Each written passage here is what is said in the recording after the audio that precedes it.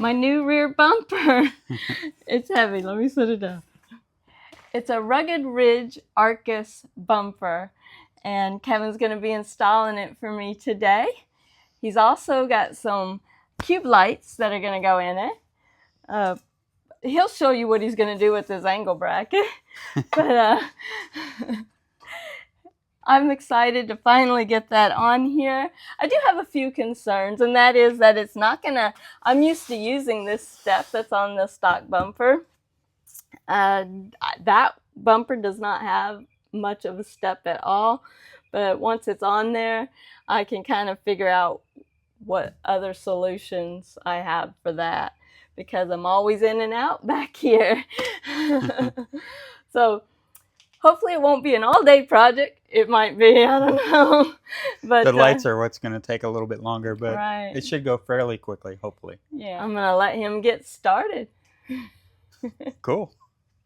So as Cindy said, I'm going to get started installing the rear bumper, and I'll show you what we got, also what we're using for the cube lights real quick. This is everything we're going to install today for the rear bumper, and then the cube lights I'm going to install so they're behind those holes right there that are in the bumper. Comes with the recovery hooks on each side, all the hardware of course, a nice set of instructions. And if this bumper looks familiar to you, it's the Rugged Ridge Arcus bumper, and it's the match for the front bumper that we installed in a previous video. So the first thing I need to do obviously is remove the stock rear bumper, and the first thing they want me to do is detach the harness that goes to the license plate light that's on the side here. But in a previous video I had already done that because I used that harness and wiring to install her tire delete and transferred that license plate light back to where that tire delete is.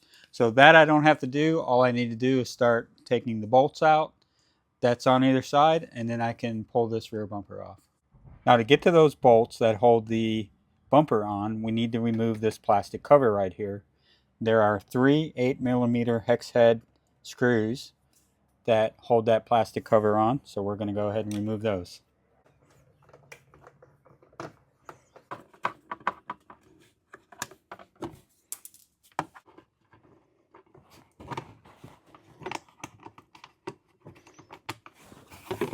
Now we got the plastic cover removed, and you can see there are 4 16mm hex head bolts right there that we need to remove.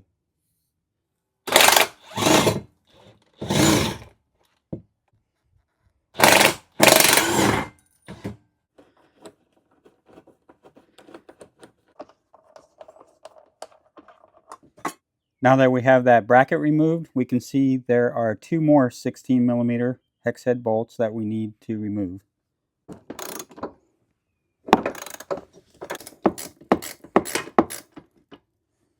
I've got all the hardware removed for this side.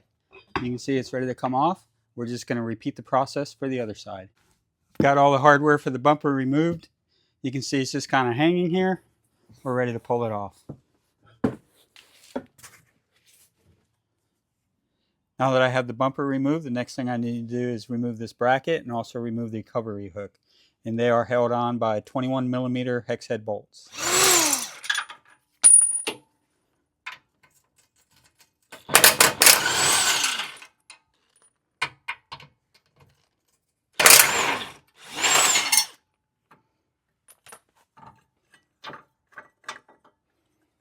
And now I'm going to do the same thing for the other side. Now that I have all the factory hardware and bumper and everything removed, I'm ready to install the new bumper. But before I do that, I'm going to install the cube lights that Cindy talked about. And they're going to install right in this area. And to do that, I'm going to fabricate a bracket using this aluminum angle right here. I'll install a nutsert into the pinch seam that a bracket will bolt to, and then the light will bolt to the bracket, and they'll sit roughly in this area. And by doing that, it's going to allow these lights to sit in that hole that's in the bumper, and just kind of give it a finished look. And as I thought about it, I think I'm going to go ahead and install the brackets that the bumper mounts to, so I can put the bumper up temporarily and make sure that I get the bracket lined up properly where the lights will line up with the hole that's within the bumper. These brackets that you use to mount the bumper are side specific. You want to make sure that you get the driver's side on the driver's side and the other one on the passenger side. And basically this piece that's here is going to be on the outside, because on the driver's side there's already two nuts on the back side.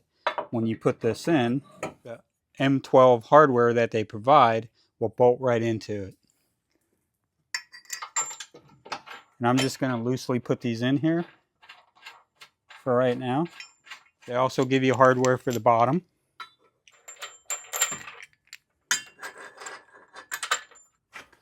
And I just have these loosely mounted on here for right now. And I'm going to go ahead and do the passenger side as well. Now the passenger side is a little bit different. On the inside the frame, it doesn't have the hardware that the bolts for the recovery point on the driver's side bolted up into. So what Rugged Ridge provides is a bracket that slides inside the frame, and you line it up with these holes on the underside, and now you're able to install the bumper mount bracket, and you have something to bolt the bracket to. And then on the side, it's the same as the driver's side. It already has the hardware inside the frame to be able to put these bolts in. So I have the bumper just roughly mounted on there, and these hooks would actually go behind the bumper, but I don't have those in yet. But what I wanted to see is where these holes fall in relationship to that hole right there, because I can use that hole to mount my bracket to that this light will mount to, and that'll work out pretty well. Now the passenger side doesn't have a hole there in the pinch seam, but what I can do is measure over to see where that hole falls and then put a hole in that same spot right there. So the next thing I'm going to do is I'm going to take this angled aluminum. It's 1.5 inch by 1/16 of an inch, and I'm going to cut them to about maybe 3.5 inch pieces, and then I'll drill them and get them ready for mounting onto the Jeep and mounting the lights to them, get them all painted up, and while that's drying, I'll start the wiring for the lights. So the way I'm going to drill these brackets is I'm going to drill 2 holes on each side and then connect those holes together so it's a oval and has some adjustability in and out from the Jeep and up and down. And then the light itself has left to right adjustment. So that'll give us full adjustment to be able to center that light with the hole in the bumper and get everything lined up the way we like it. So I've got the first one done. That'll give us some up and down adjustability. Now I just got this one to do and the 2 that go in this bracket, and we'll move on from there. So I have the brackets done, and I am going to just spray them right now with some self-etching primer. And then once that cures, we're going to use some flat protective enamel. If you guys need to paint something, this is how you want to shake them up, because it makes a major difference when you spray with it.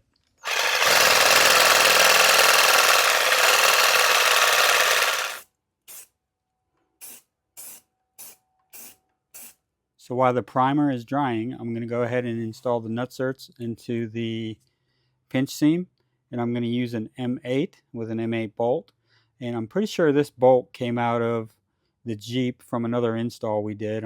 I don't remember exactly which one that was, but we're just going to reuse it. So on this side there's not a hole in the pinch seam. This is the passenger side.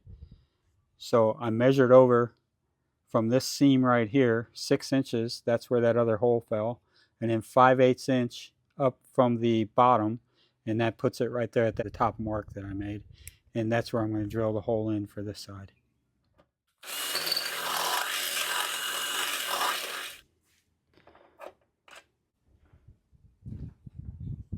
I got the holes drilled out on both sides for the nutserts. I put some paint on the raw metal, and I'm going to let that dry. And I'm going to go ahead and start running the wiring for the lights.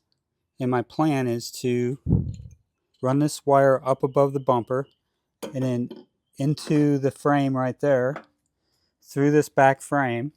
It'll come out on this side and attach to this light. And then from there, I'm going to run the wiring through the frame on this side all the way down to the front, where it's going to come out up here out of the frame and then up into the battery area where we'll make the connection. These lights come with 3 wires, and the reason for that is because you can actually change them from white to amber, and then you can have both amber and white on at the same time, and then flashing white, flashing amber, and then flashing, alternating white and amber. So there's like 6 modes for this light. And the red wire is the power, black is the ground, and the yellow would go to a switch that every time you hit it, like a momentum switch, would change it or cycle it through those different modes. These lights are 42 watt lights, and we're running 2 of them, so that'll be 84 watts running through the wire. The wire I'm running is 14 gauge, which is, I believe, good up to 180 watts. So it's a little bit of overkill for this, but if she ever decides to change out her lights to something a little brighter, then we'll have the wire there to do it.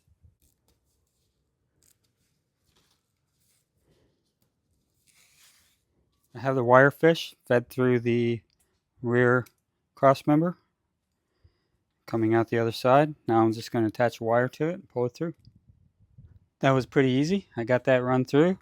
Now the tricky part, I'm going to run a set of 3 wires coming from here, running through the frame along the side of the Jeep, all the way up to the front. So I laid the wire out along with the loom I'm going to run it through along the side of the Jeep, just kind of estimating the amount of length I'm going to need so I can cut it and then run it through the loom. I have the loom all made up now with the 3 wires. Hopefully I've got it long enough. I'm pretty sure I do. All I need to do now is run this fish through the frame so I can pull the wires through. So I went ahead and took this wheel off just to make it easier. And I pulled these clips out of the fender liner. And what I'm going to do is run the wire from over here where the lights are going to go, up along the frame rail. And then right here, I don't think I'm going to be able to show you, but there's a hole in the frame right here. That's where I'm going to enter into the frame and run to the front. This is pretty tight in here, but right up here, there's a hole coming out of the frame that I'll come out of with the wire. And then from there, I'll run it along these wires here up into where the battery's at and zip tie it along those wires. So it's kind of a pain to do, but I think overall it's going to be better because when it's in the frame there, nothing's going to snag it or do anything to it. Alright, with Cindy's help, I've got the fish run through the hole in the top there, and it comes out of the bottom of the frame right here. Now the goal is to get it coming out up at the top of the frame, but once I get it to here, I'll be able to work it up to the top using, the hole and stuff like that. And I've got this device here that I can hook to the wire and push it up through and get it up to the top. So I'm going to tie the wire to this fish right here and then pull it through to the back. So I don't know if you can see that, but I got this all tidied up back here, zip tied to the other wire.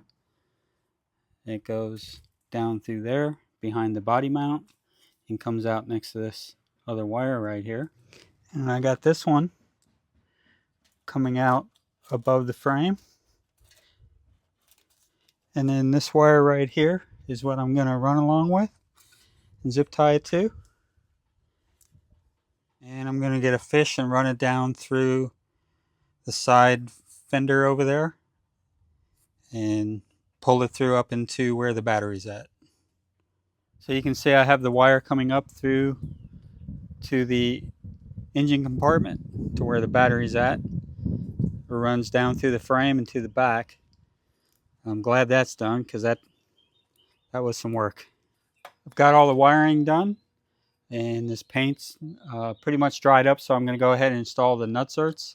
I'll check on the brackets, see if they're dry and ready to go, and I'll start installing and wiring for the lights.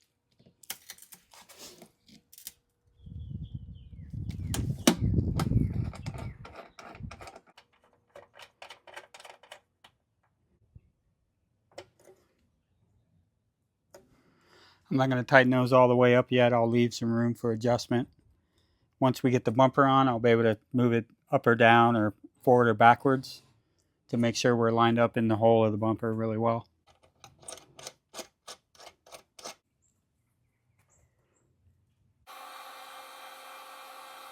I wanted to rough fit the bumper on there just to see where the lights are, and you can see they're too low.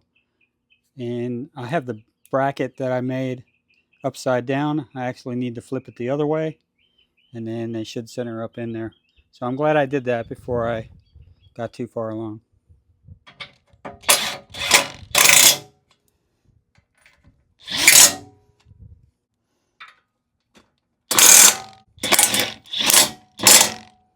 So I have the bumper installed. I got the lights lined up. I think they look pretty good, pretty even on each side.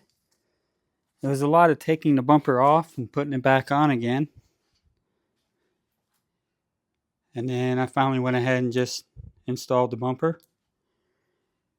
And I still have to wire that side right there, but I kind of wanted to get all the lights adjusted out and lined up before I did that.